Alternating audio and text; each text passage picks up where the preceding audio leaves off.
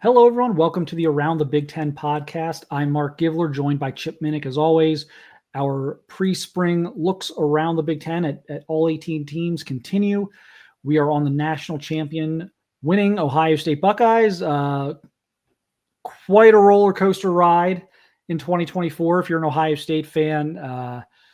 Maybe the lowest of lows to the highest of highs in what, 2 months, less than 2 months. I think everyone was kind of leaving him for dead. Ryan Day was a dead man walking. Everything else after the Michigan game, they rally and put together a pretty dominant playoff performance throughout and win the national championship. And now, it's Columbus, Ohio. So the expectations from the fan base are, okay, now what are you going to do this spring so that we do this all again next year? Right? That's what they're saying. So never an off year, never a rebuilding year for the Buckeyes, or at least the fans will not allow you to do that.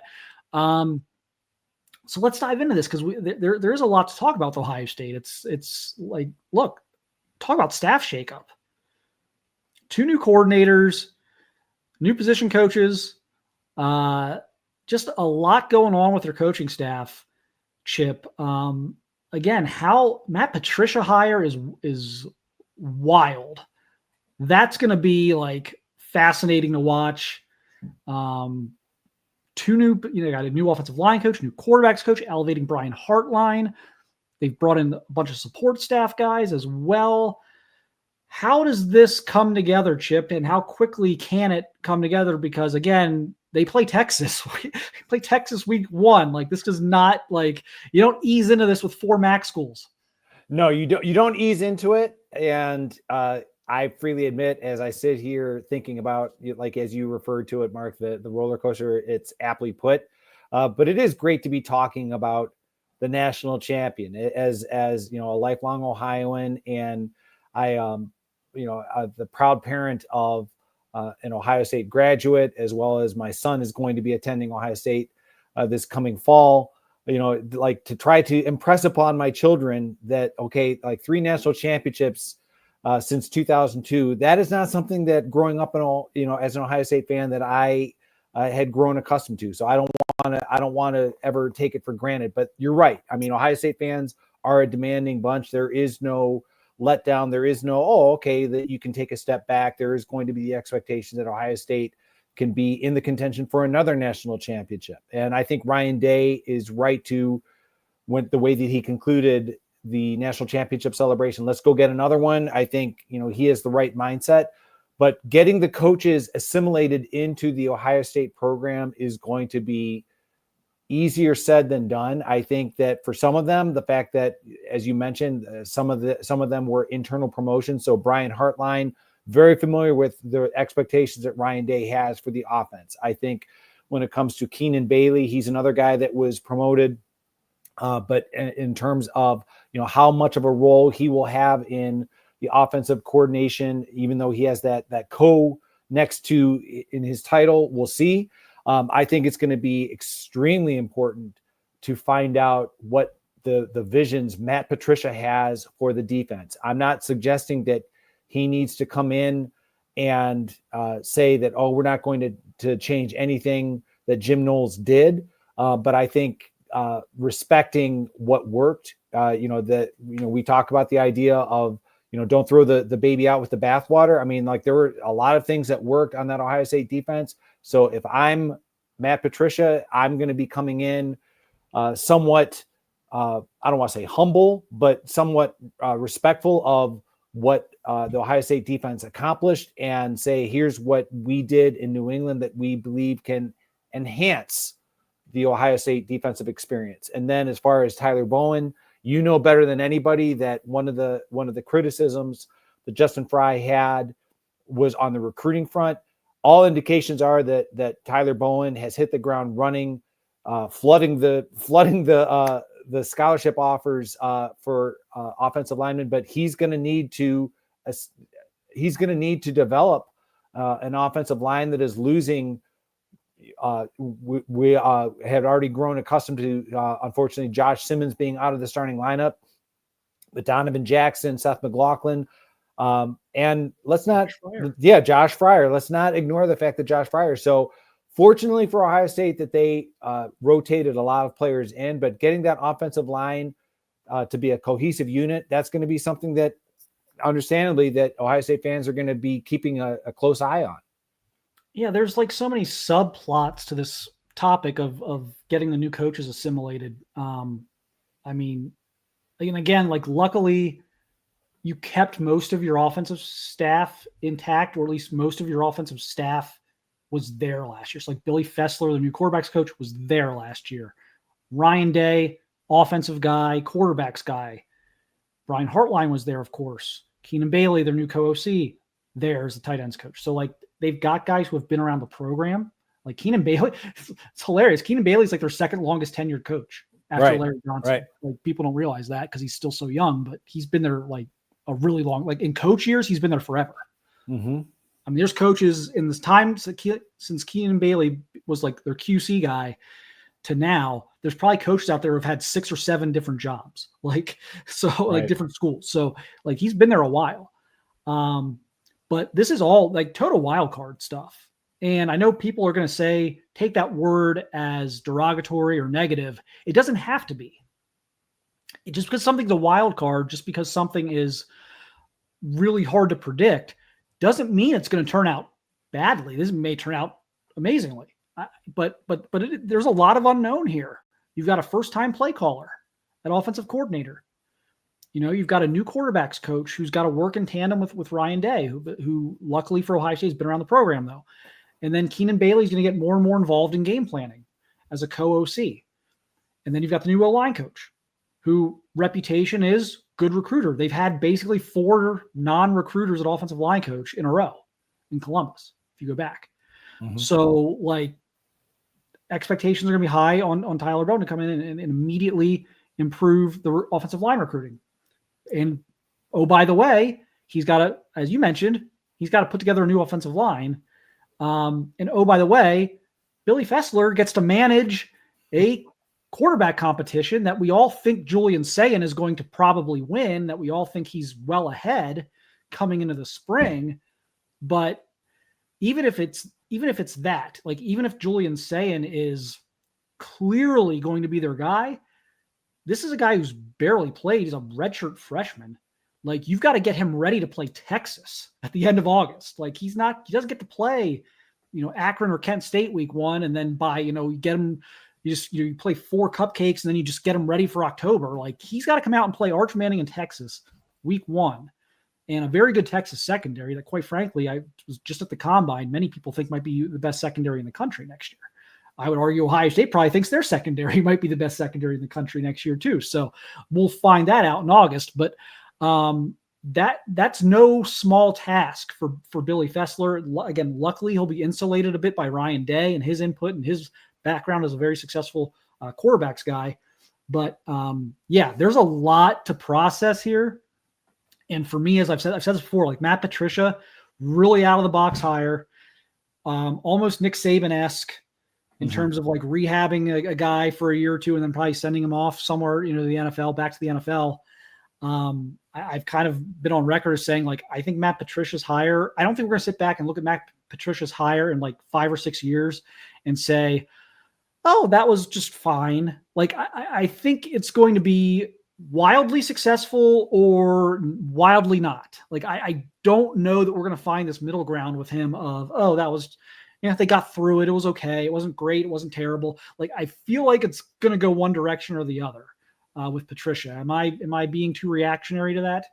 No, you're not. And okay, as Ohio State fans, we've seen some great hires. Jeff Hafley was on that first Ryan Day staff, and we've seen the Kerry Combs hire blow up in our respective faces. And so we have every, I don't want to say justifiable, because I don't think any Ohio State fan, can honestly say that they are justified in the way that they handle Ohio State football news. But it's certainly understandable that Ohio State fans are going to be looking at Matt Patricia with a lot of trepidation, simply because of the way that, the way it wound up in Detroit was just a complete unmitigated disaster. And anyone who tries to sugarcoat it, I mean, they're really trying to sell you something that you want no part of.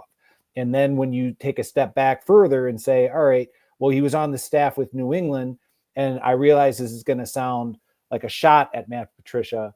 How much credit, and this is something that, you referenced, for example, like Nick Saban, how much credit do you give Matt Patricia when he was on Bill Belichick's staff? That was kind of like Nick Saban, the fact that he was a defensive-minded guy as the head coach at Alabama. That was always kind of like, okay, well, the defensive coordinator at Alabama, how much are they really in charge there with Nick Saban overseeing everything? So Matt Patricia is going to be looked at with understandable suspicion, and especially if he comes in and as I said earlier, if he comes in and tries to completely undo everything that Jim Knowles built arguably the statistically the best defense in college football last year. If he tries to upend it in this spring and summer, Ohio State fans are going to be ready to pounce at the first sign of adversity, which may come against Texas in the season opener. Yeah. And so I feel like my previous segment here was a little bit glass half empty. So I'll give you the glass half full now. I'll give you both sides of this.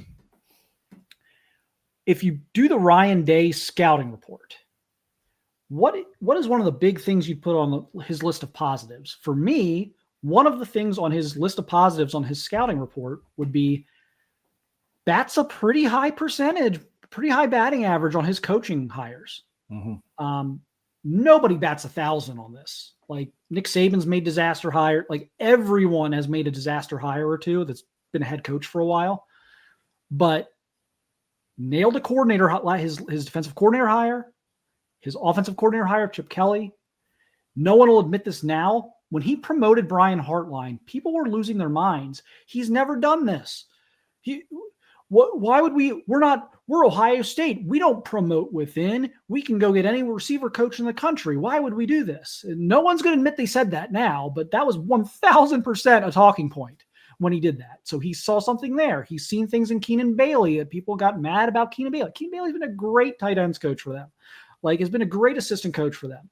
Like, there are a lot of things. James Laurinaitis completely revamped. Their linebacker room was terrible a few years ago. Terrible. Moved Cade Stover to play linebacker in the freaking Rose Bowl. Terrible.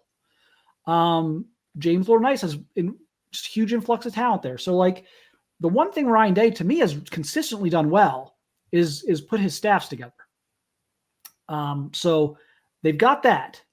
The other thing that I like about this is there is quite a bit of continuity on both sides. Like we're talking about like all these, there's like new roles, but there is still a lot of continuity. Like Matt Patricia is going to have James Laurinaitis, Larry Johnson, and most importantly, Tim Walton and Matt Guerrieri in his inner circle here. Like these are guys who have either been here through a lot of success, or Tim Walton's his ties to Ohio State. Larry Johnson's the longest tenured coach on the staff. James Laurinaitis, does anyone bleed scarlet and gray more than James Laurinaitis? Like he's got a lot of people, I think, around him who have enough cachet to check him, even though he's the DC, if like things are not going the way they need to be going. So I think they can pull this off. Like, no, it's not going to be just flawless or seamless. There's going to be some bumpy parts of this process at points, but Brian Hartline hasn't failed yet as an assistant coach. Like they brought him in as a QC, was fantastic. It's like 2 years before they hired him as a receivers coach. That was all anyone would talk. You would talk about, you would ask anyone at Ohio State about Brian Hartline, and they would tell you he's got a very bright future in this. And that came to fruition. So he worked his way up. Receivers became the best receivers coach in the country. Still, probably one of the maybe the best recruiter in the country. So he hasn't failed yet. And if you didn't promote him, you were going to probably have to watch him go somewhere else and be a coordinator. Like, would that be worth the risk? Personally, I don't think so. As someone who thought they would hire outside, I looking back on it, I'm like, you know what? This probably had to happen. I didn't, at the time, you didn't really realize. I think that Brian Hartline was so interested in being a coordinator. Like he would always, you never quite got a feel for like his desire to move up. Like how far does he actually want to move up? Well, it became very clear apparently that he does want to be a coordinator. And so again, he hasn't failed in anything he's tried to do. Right. I mean, from that, and that goes all the way back to high school. He's a 3-star recruit who had a long NFL career. So if anything, just to kind of piggyback off what you said, because just to kind of push the glass beyond half full, I'm going to push it a little beyond that. And one of the things that I truly respect about Ryan Day, and it kind of goes along the lines of his coaching hires, is Ryan Day, and I think that this is an admirable trait. He's decisive. There is no wishy-washy with Ryan Day. Say what you will about, I can't believe we lost to that team, up north again. Okay. I hear you loud and clear. I heard you, like my late father used to say, I heard you twice the first time. Okay. Now, when it comes to being decisive, I'm going to kind of dip back into what I just talked about. When things are not working out, Ryan Day is not averse to pulling the plug. As much as I loved the enthusiasm of Kerry Combs, when it was not working out, he did not, worry about her. And I realized that it probably was just very jarring to Kerry Combs, but all right, we can't have you as the coordinator anymore. And he was demoted, and Kerry Combs, to his credit, rode out the storm, moved on. And that's when we brought in Jim Knowles. When it came to the offensive line, the recruiting was suffering. And I agree with you that, it's been more than a minute that offensive line recruiting has the last several coaches have struggled in that endeavor. And I don't believe that Justin Fry was in danger of losing his job, but I just believe that he took an opportunity that he felt was best suited for him. But they brought in a guy that, with Tyler Bowen, who, like I said earlier, he hit the ground running. So I truly believe, to kind of, push that glass beyond the half full, I'm going to add to it. I think that in my estimation, that positive quality of being decisive is something that has me very optimistic about the new coaches assimilating into the Ohio State football program. Yeah, Justin Fry, very well-respected offensive line coach, did a great job with the offensive line at Ohio State this past year. I think the NFL makes sense for him, though. Just not a guy who really loves recruiting. Right. And just loves kind of coaching offensive line. So that's perfect. Chip Kelly, kind of the same thing. And that kind of brings us into this other, you've got this coaching shakeup. There's 15 Ohio State Buckeyes at the NFL Combine. Got a lot of talent to replace. Yes. They got a lot of talent to replace, but more so than that, got a lot of leadership to replace. Will Howard, Jack Sawyer, these are big-time leaders, just beyond just their ability to play on the field. Emeka Egbuka. Just so many leaders they lost. How do they replace that leadership? Where is that leadership going to come from? Well, one guy that I think, and I apologize if this comes across as just blatantly obvious, but I think Caleb Downs on the defensive side. I mean, I will be tremendously surprised if Caleb Downs does not emerge as an elected captain.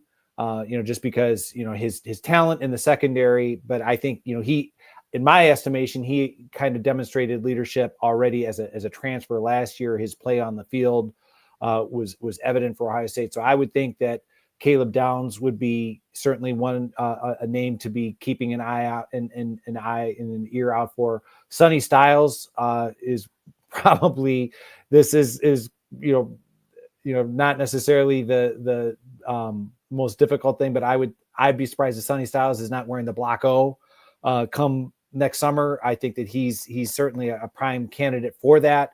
And then on the offensive side, with, like you said, it's like, I think, you usually expect, your quarterback, you referenced Will Howard to be a leader. So I think it's going to be interesting to see how that all shakes out with the quarterback competition. I'm going to throw out a couple names that might surprise and maybe out of left field. I think Carson Hinsman, the roller coaster that he's been on, I think that he's kind of starting to emerge as on that offensive line as a guy that, you can look at to kind of, as the offense with the new offensive line coach, the new quarterback, the new running backs, the fact that, I think Carson Hinsman and I'm going to say Luke Montgomery as well. I think Luke Montgomery is one of these that he's one of these guys that, the latter part of the year, his maturity allowed him to get into the starting offensive line. And I believe that there's still going to be some kind of a rotation there, but those would be my picks going into the spring about potential leaders for the 2025 team. Yeah, I thought I was going to get away with two guys you didn't mention. I'm only going to get away with one. Sorry about that. No, it's okay. We'll start with the defense. They lose 8 starters. They have 3 back. That being said, we'll go glass half full here because I think this is legit. The 3 guys they have coming back are probably their emotional leaders on defense, other than maybe Jack Sawyer. And these were guys who were very vocal last year. Sonny Styles, Davison Igbinosun, and Caleb Downs. All 3 of those guys play with a ton of energy and fire, so I think they're going to be okay on defense with that. My only concern, if there is one on the leadership aspect, is I don't view Julian Sain. I haven't seen it yet from Julian Sain or Lincoln Kienholz. And I don't mean that in well, of course they haven't played. I mean that in practice. I mean that in watching, kind of getting a feel for their demeanors and interviews in high school, everything else. Neither of them strike me as Will Howard, fiery guys. Now, I don't worry about that too much. Some people it bothers. It bothered a lot of people that CJ Stroud wasn't a screamer and a yeller, which I always thought was kind of ridiculous, but that it's going to have to probably be that type of lead by example stuff. I don't know if they're going to get it from the quarterback this year. I just, maybe Julian Sain's a young guy. Maybe that comes out of him. Because sometimes it does. Sometimes these guys come in as freshmen and they're just trying to stay below the radar and do their job and learn everything. And it gradually comes out of them, and maybe that'll happen. But it's not something that I think comes naturally to either of them. That being said, I'll throw out 2 names on offense that I think it does come very naturally for. One of them, as you mentioned, is Luke Montgomery, who, they'll rotate, but the way he played down the stretch, I don't think there's any way he's not starting. Probably at right guard, but definitely at somewhere on the offensive line. And the other guy who has, even as a backup, has never shied away from is Brandon Inniss. I think Brandon Inniss, he's fiery. He brings great energy to practice. And he's also kind of embraced the mentorship role of young receivers on the roster. Even though he was only a sophomore this year, he embraced mentoring the freshmen and will continue to do that. So I think those 2 guys are going to provide a lot of leadership for the offense. So I think the candidates are definitely there despite all the losses to the NFL. I think the candidates are absolutely there. So last thing here, and we talked about it a little bit with the first thing on the coaching shakeup, but they got to replace 2 offensive tackles. They've gone to the portal for Phillip Daniels, a very talented right tackle out of Minnesota, who will be a redshirt sophomore this year. Started the last 4 games at Minnesota this year as a redshirt freshman. And then they go take Ethan Onionwa from Rice, who was one of the higher rated guys in the portal. They've got to reshuffle this line. You're losing you got 2 open tackle spots, your center, which I think is an easy fix, but your center's gone. And then ultimate, jack of all trades, Donovan Jackson, also gone. How quickly can they do this? Because again, if you're piecing things together in fall camp and you play Texas, you really need to break spring with a really good idea of this is probably our starting 5. Do we have 6 guys that can play? Do we have 8 guys that can play? Are we in deep trouble if anyone gets injured? They've got to come out of this with a lot of answers on the offensive line, in my opinion.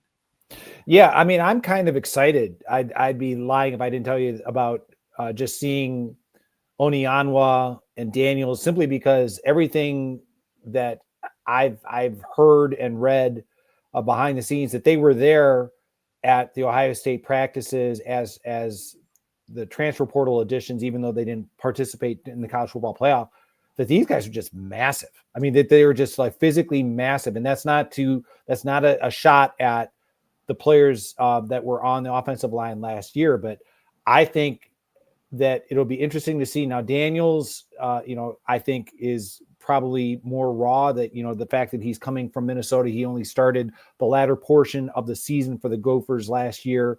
I think he's a likely candidate for the right tackle, Onyanwa on the left side.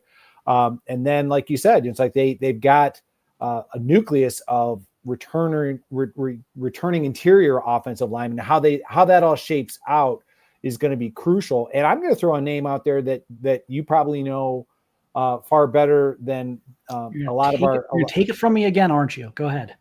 Ian Moore.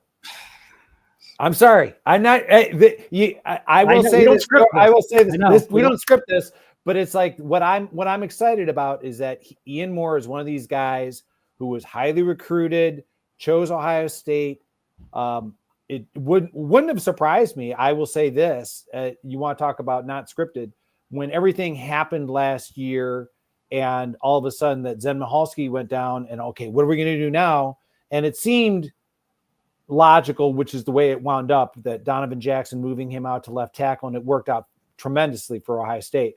But it wouldn't have surprised me if they had given Ian Moore a shot, just simply because, the high accolades that he had coming out of high school. So I think if Ian Moore in his development, if he can be one of those guys, especially at that left tackle position, not to, make it a controversial thing, but like to give him some reps there so that he's ready to go in the event that Onyanwa, needs a breather, injury, God forbid. And then another one from my neck of the woods up here in the northeastern Ohio area. I think he's a little behind in terms of just his development. But the Armstrongs, I think that, they're coming out of a powerhouse program in Lakewood St. Ed. So it's like if their development physically, if they can become part of that rotation, that'd just be tremendous for the entire offensive line. Yeah, I just want to be obnoxious one last time on Philip Daniels. 3 years ago, I said they should have offered him. I saw him at camp. He came to their camp. He had, maybe half a dozen offers. It was like Minnesota and Louisville, and I don't know if Kentucky had offered him or not. They offer everybody, so they probably did. And I thought he looked absolutely tremendous at camp. I think Justin Fry thought he was a little too raw. I'm not sure why they didn't offer him out of high school. And the other thing at that point is they got into this habit a little bit too much with the offensive line at times. Is they also had a couple of higher rated guys that they were chasing. They didn't get them. And so Philip Daniels, to me, would not shock me to see Philip Daniels take the Josh Simmons career path, which is everyone just doesn't really realize how big of a pickup this is going to be until 2 years later when he's in the NFL. I really think this is a big pickup long term. Will he be ready to go and be one of their best linemen in the fall of this year? That's yet to be determined, but upside, tremendous upside. But Ian Moore is the key to this.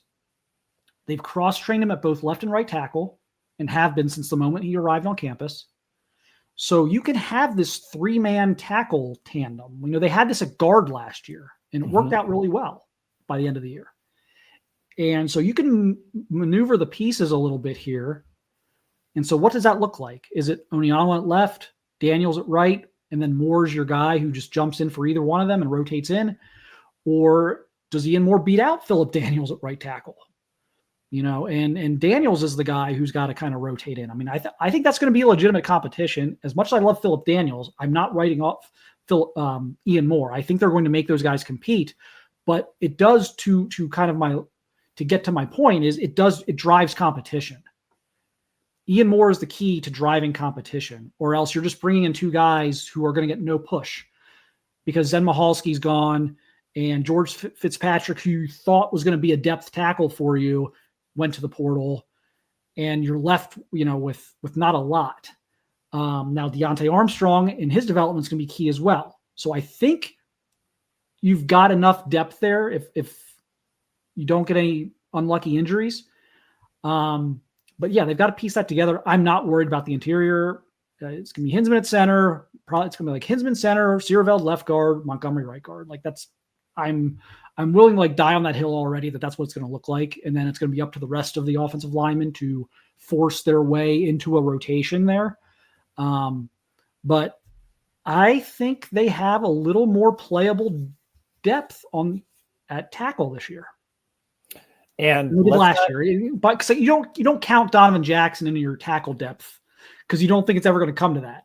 But like in terms of like pure tackles, I do think they have a little bit more playable depth this year. And let's not ignore the fact, and I realize that he has to be further down on the depth chart just as a true freshman, but Carter Lowe, as a, now granted, he is a true freshman. And I remember when it came to Michael Jordan starting on the offensive line as a true freshman, Urban Meyer kind of saying like that is a bad sign, even though he was starting for his team. It was basically an indictment of the returning talent and the lack of depth and the lack of development.